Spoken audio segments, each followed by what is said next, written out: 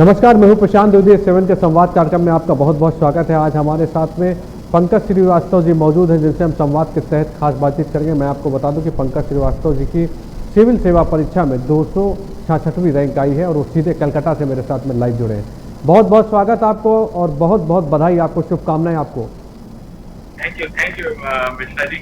आपने मुझे अपने चैनल में ये अवसर प्रदान किया कि आपने आपको का साक्षात्कार एक तरह से आपके के लिए बहुत बहुत जी। तो सबसे पहले मुझे ये बताइए, आपकी बहुत सारे ऑप्शन होते हैं आदमी की ज़िंदगी में कि ठीक है मुझे इस ओर जाना है, मुझे इस ओर जाना है। आपने सिविल सेवा परीक्षा की तरफ ही कदम अपने आगे क्यों बढ़ाएं? क्या सोच थी आपकी? जब मैं अपने बीटेक कर रहा था, मैंने बीटेक किया है धीरूभाई उसके बाद मेरा प्लेसमेंट हो गया था एक्सेंचर में, तो मैं 4 साल वहाँ पे एज अ सॉफ्टवेयर इंजीनियर था। पर जब मैं उस कंपनी में एज अ सॉफ्टवेयर इंजीनियर काम कर रहा था तो मुझे ऐसा महसूस हुआ कि मतलब जो काम मैं कर रहा हूँ उसका ग्राउंड पे क्या इम्पैक्ट आ रहा है, तो वो मुझे कुछ खास दिख नहीं रहा। तो मेरे पिताजी ने मुझसे कहा कि एक सिविल सेवा परीक्षा है, ये एक ऑप्शन है जिससे आप लोगों से जुड़ सकते हैं, उनकी भलाई के लिए काम कर सकते हैं, देश के उत्थान में आप अपना योगदान दें। तो मैंने इस बारे में सोचा। फिर मैंने सोचा कि अगर मुझे ये देना है तो मैंने वहां से एक्सेंचर में अपनी जॉब को रिजाइन और मैं वहां से आया और सिविल सेवा की परीक्षा के लिए अपनी प्रिपरेशन चालू की। तीसरे प्रयास में इंडियन कॉर्पोरेट, बट उसके बाद भी मैंने एक अटेम्प्ट और लिखा और मुझे फिर इस साल 266। अच्छा, मुझे बताइए कि जो आपको रैंक मिली है, इस हिसाब से मतलब किस क्षेत्र की ओर आपको जाने का अवसर मिलेगा? मतलब क्या जिम्मेदारी मिलने की उम्मीद है आपको जो आपकी रैंक आई है? अभी क्योंकि हमारे पास रिजल्ट अभी आया है और सर्विस एप्लीकेशन एक फाइनल लिस्ट नहीं है, बट जहाँ तक मेरा अनुमान है कि मुझे या तो कस्टम्स है या इंडियन ऑडिट एंड अकाउंट। अब ये दो सेवाएं भारत के अर्थव्यवस्था के लिए बहुत ही जरूरी है। क्यों? अगर हम IRS कस्टम की बात करें तो कस्टम्स में जो ड्यूटी लगते हैं, हमारे ट्रेड को देखता है करके IRS कस्टम, तो वो एक बहुत ही महत्वपूर्ण भूमिका निभाता है भारत के व्यापार में दूसरे देशों। और अगर हम Indian audit and account service की बात करें, जो कि आप कॉम्प्ट्रोलर एंड ऑडिटर जनरल के अंडर आती है, इससे हम देखते हैं कि क्या जो भारत सरकार है या राज्य सरकारें हैं, तो जो पैसा अलग अलग स्कीम से ये लोग खर्च कर रहे हैं, क्या वो सही तरीके से यूटिलाइज हो पा रहा है कि नहीं।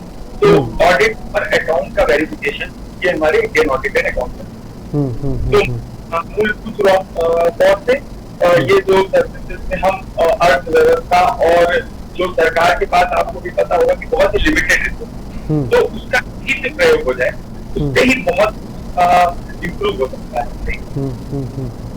बिल्कुल जाहिर सी बात है, जिस फील्ड की आप बात कर रहे हैं हमसे, जैसे आप बता रहे हैं कि जो आपको जिम्मेदारी मिलेगी, देखिए बहुत सारी समस्याएं अभी भी देखी जा सकती हैं कि बहुत सारी योजनाएं आती हैं, बहुत सारे ऐसे डेवलपमेंट की चीज़ें आती हैं जो नीचे धरातल पर नहीं पहुंच पाती हैं, और उसका अगर नुकसान किसी को होता है, आम आदमी को ही होता है, क्योंकि एक मिडिल क्लास का आदमी या कोई गांव के तबके का आदमी, उसके पास उन व्यवस्थाओं को पहुंचना चाहिए। कैसे देखते हैं आप एक जिम्मेदार अधिकारी बनेंगे, आप कैसे इन चीज़ों को वहाँ तक पहुँचाएंगे? जाहिर सी बात है, मन में कुछ ना कुछ बात रहती है, कोई ना कोई प्रयास करने की बात रहती है। क्या सोचते हैं आप उनके बारे में?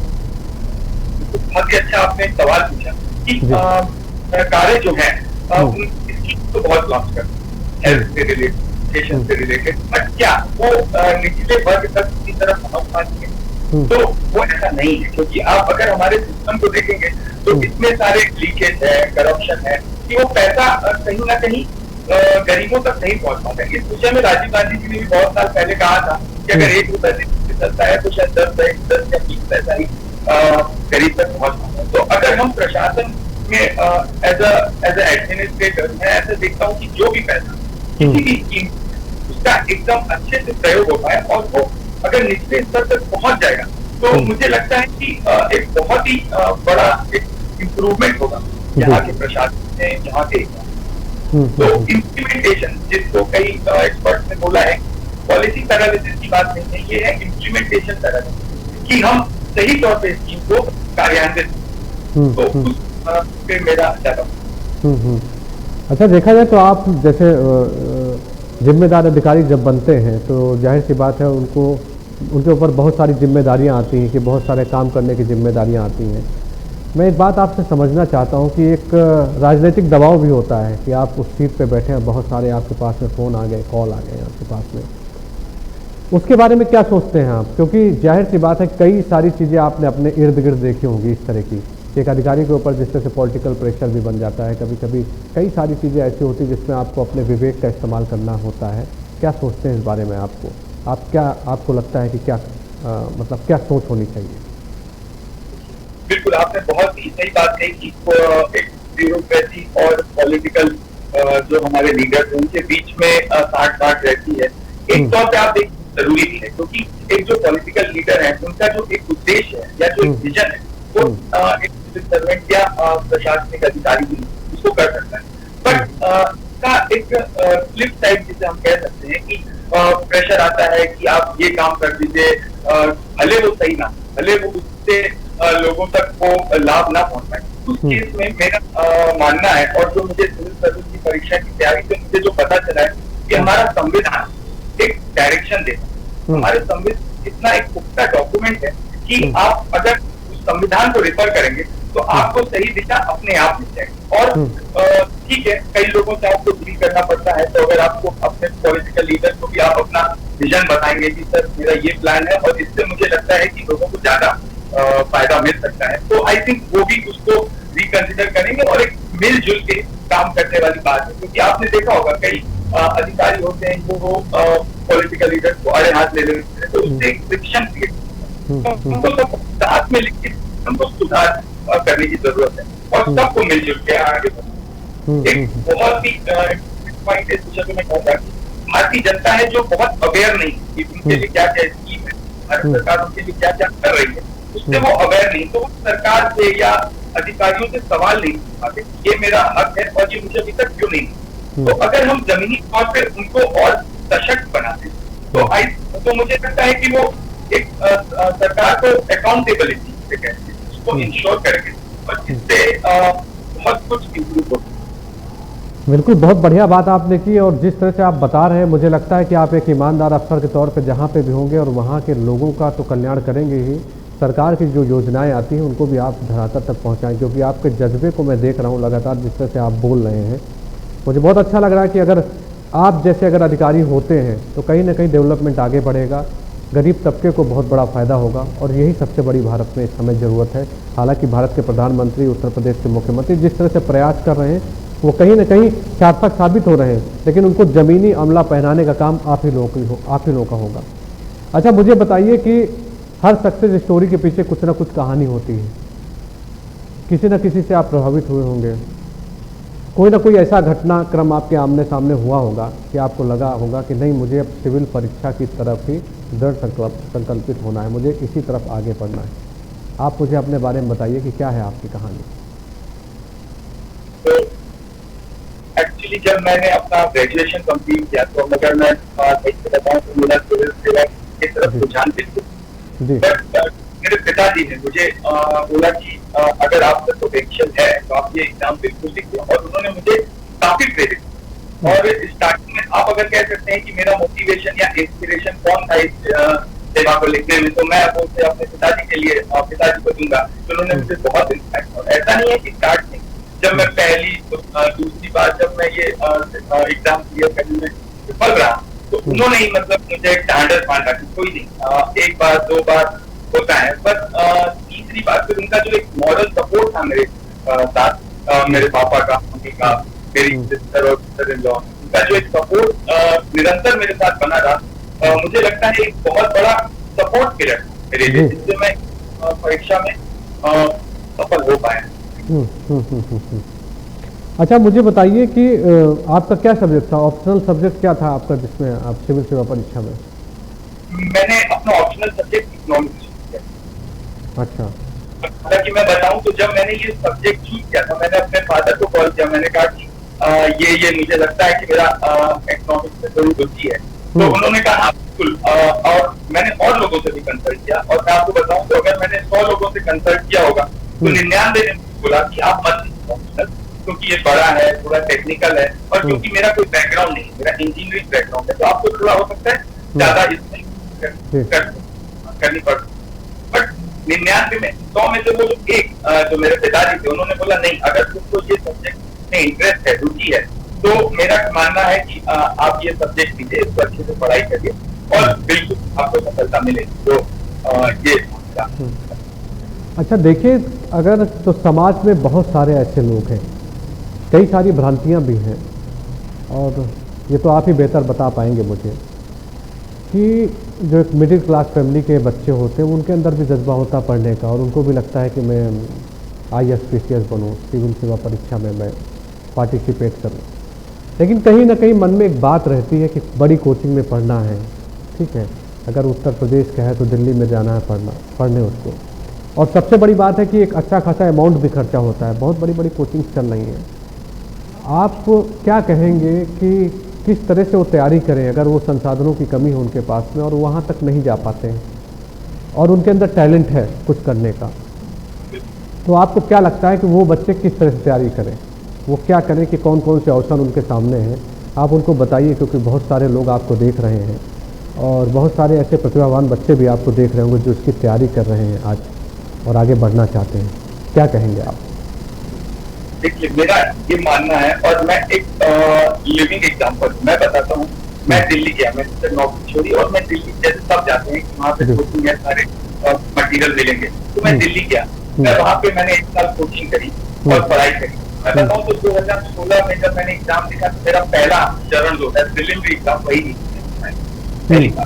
मैंने सोचा दिल्ली रहना एक्चुअली आवश्यक नहीं है। मैं घर आ गया 2016 के बाद मिर्जापुर, उधर एक छोटा सा शहर है, और मैंने घर पे बोला कि मैंने जो 1 साल में ऑब्जर्व किया कि मुझे बस एक इंटरनेट कनेक्शन चाहिए और एक न्यूज पेपर बस।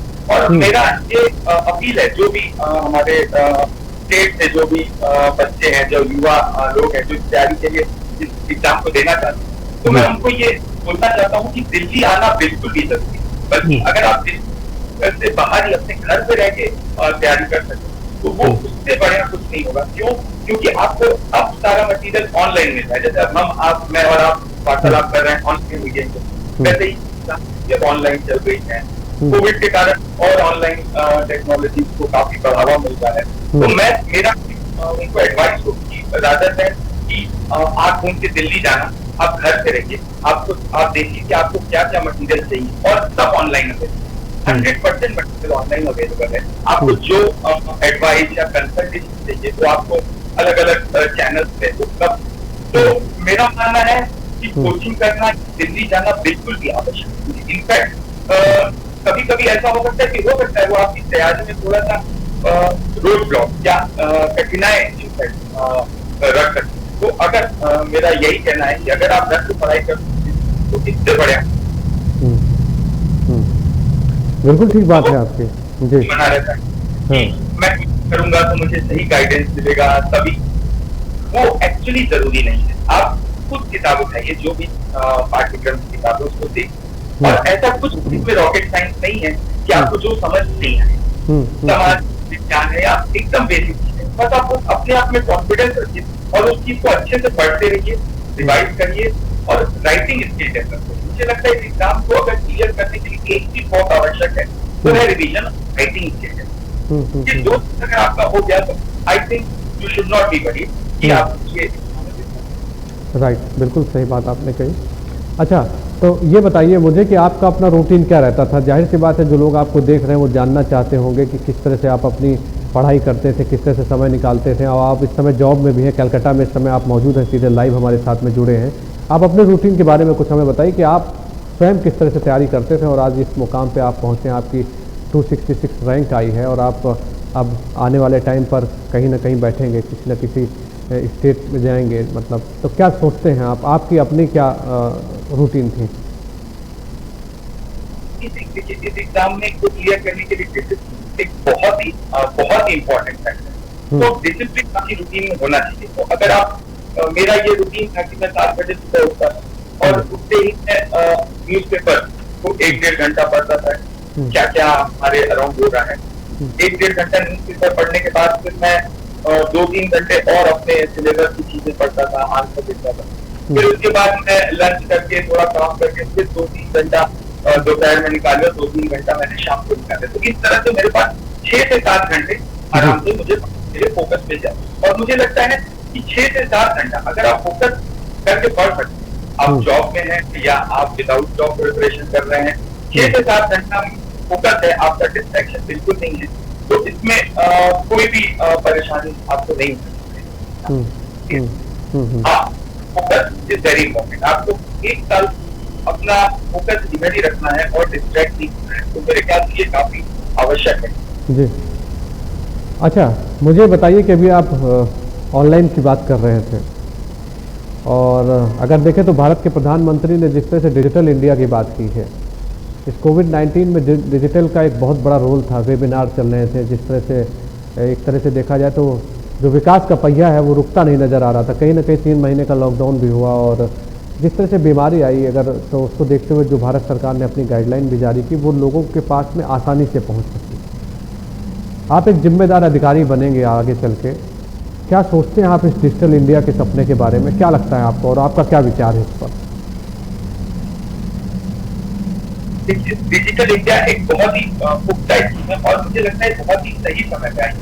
बट अभी हम देखें तो अभी भी बहुत सारे हमारे एरियाज हैं जो कि इंटरनेट कनेक्टिविटी वहां तक नहीं है। तो पहला सरकार का जो प्रायोरिटी होना चाहिए कि कई स्कीम है जैसे ग्राम नेट है, इसके थ्रू हम 2.5 लाख ग्राम पंचायत को इंटरनेट से जोड़ने की प्रक्रिया में स्टार्ट लगी थी।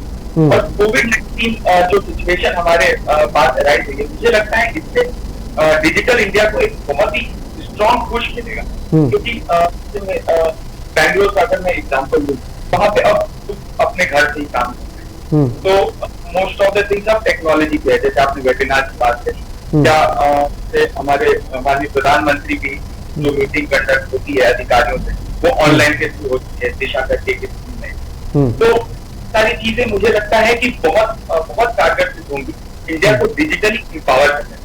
और इनफैक्ट पहले बताऊं, जो नोटबंदी हुई तो हमारा जो डिजिटल ट्रांजैक्शन था वो काफी हुआ कि अब आप देखिए जगह जगह छोटी छोटी दुकानों पे पेटीएम के यूपीआई स्कैनर होते हैं, तो फाइनेंशियल ट्रांजैक्शन भी हमारा बहुत हद तक डिजिटली हो गया है। और यही अर्थव्यवस्था को एक स्ट्रॉन्ग पुश मिलेगा इस डिजिटाइजेशन को। कोविड सिचुएशन एक बहुत ही खराब सिचुएशन हमारे सामने आ गई, बट जैसे कहते हैं कि हर एक क्राइसिस में एक अपॉर्चुनिटी होती है, तो इस क्राइसिस में हम अगर डिजिटली अपने आप को, हमारी गरीब से जूझ रही जनता को अगर हम उनको सशक्त बना दें, ये इंटरनेट मोबाइल के वो बहुत पुख्ता साबित होगा। जाहिर सी बात है, बिल्कुल सही बात आप कह रहे हैं कि जिस तरह से डिजिटल इंडिया आगे बढ़ रहा है और जिस तरह से अगर उसके माध्यम से भी डेवलपमेंट हो रहा तो एक तरह से विकास की पटरी को रोका नहीं गया, कहीं ना कहीं कुछ ना कुछ चल रहा था। और जिस तरह से संपर्क हो रहा था, जिस तरह से योजनाएं थी, जो गाइडलाइंस थी, वो लोगों के पास में पहुंच रही थी। और थोड़ी सी सुधार की आवश्यकता है। अभी जाहिर सी बात है कि बहुत बड़ा एक प्रोजेक्ट है और उसको आप ही जैसे अधिकारी जब पहुँचेंगे तो मेरे ख्याल से वो जल्दी पहुंच सकता है। और अभी भी जो लोग प्रशासनिक तौर पे काम कर रहे हैं, मैं उनको सैल्यूट करता हूं, सलाम करता हूं कि इस कोरोना वायरस जैसी बीमारी पे वो लगातार लगे थे, चाहे वो डॉक्टर्स हों, चाहे हमारे प्रशासनिक अधिकारी हों, सब कदम से कदम मिला के चल रहे थे। अच्छा, मुझे ये बताइए आप कि बहुत सारे लोग आपको सुन रहे हैं, बहुत सारे लोग आपको देख रहे हैं। जब मैंने बताया कि आप हमारे साथ में जुड़ने जा रहे हैं लाइव, तो क्या कहेंगे उन लोगों के लिए? आप, अंतिम सवाल है मेरा आपसे कि क्या संदेश है उन लोगों के लिए जो तैयारी भी कर रहे हैं और एक अच्छे समाज के बारे में क्या सोचते हैं आप? आपको क्या लगता है कि आपका भारत, कुछ ना कुछ मन में सपने होते हैं कि नहीं, मैं अगर बैठूंगा यहाँ पे इस चीज़ पे तो मैं इस संकल्प के साथ बैठूंगा कि मैं कुछ नया करूँगा। जाहिर सी बात है, युवा जब कहीं जाते हैं तो कहा जाता है कि डेवलपमेंट के बारे में सोचते हैं, ऐसा मुझे लगता है। क्या सोच है आपकी, और संदेश भी दीजिए हमारे माध्यम से लोगों को। अनुपम जी, पहला आपका जो सवाल था कि मैं देश को या भारत को अगले कुछ सालों में किस तरह देखना चाहता हूँ, हमारे सरकार का जो विजन है कि $5 ट्रिलियन इकोनॉमी हमें बनना है, तो मेरा भी कहीं ना कहीं वही विजन है कि 5 ट्रिलियन इकोनॉमी बनना है। पर साथ ही साथ जो आपके जो 20% जनता, जो भारत की पॉपुलेशन है, वो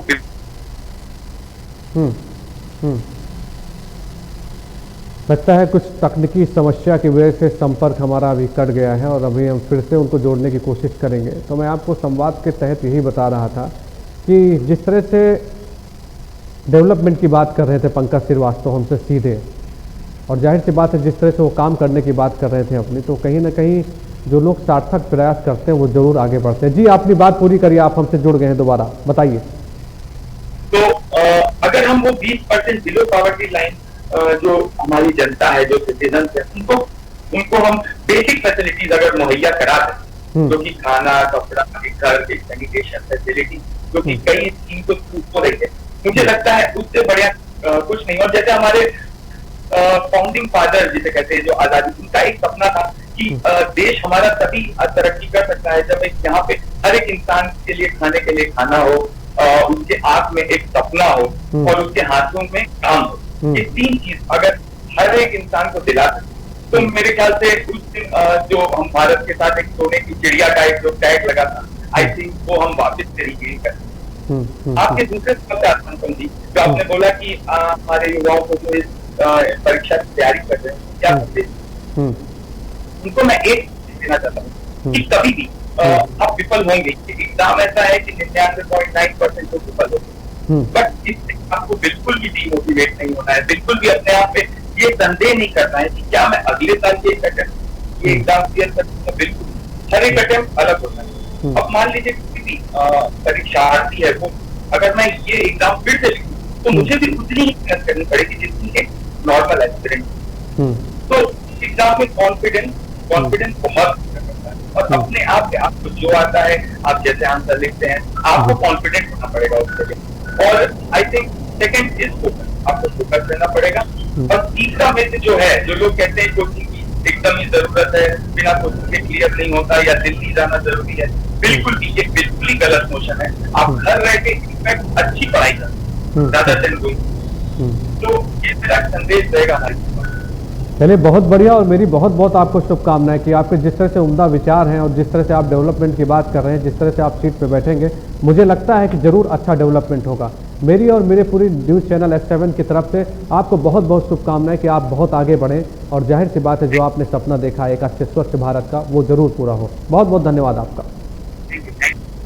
तो ये थे हमारे साथ में पंकज श्रीवास्तव, जो सीधे लाइव कलकत्ता से जुड़े थे। उन्होंने बताया कि किस तरह से वो डेवलपमेंट की बात कर रहे थे, और जाहिर सी बात है अगर इनके जैसे अधिकारी पहुंचते हैं अपनी सीट पर तो अच्छा ही काम करेंगे। संवाद में हम आपको लगता है रूबरू कराते हैं उन बड़ी हस्तियों से जिनकी अपनी अपनी कुछ ना कुछ विचारधाराएं हैं, जो डेवलपमेंट की बात कर रहे हैं, और लगातार हम आपसे रूबरू भी कराते रहेंगे। लेकिन कोरोना वायरस चल रहा है तो आप सुरक्षित रहिए, मास्क लगाइए, बाज़ारों में कम जाइए, और अपना भी ध्यान रखिए और समाज का भी ध्यान रखिए। नमस्कार।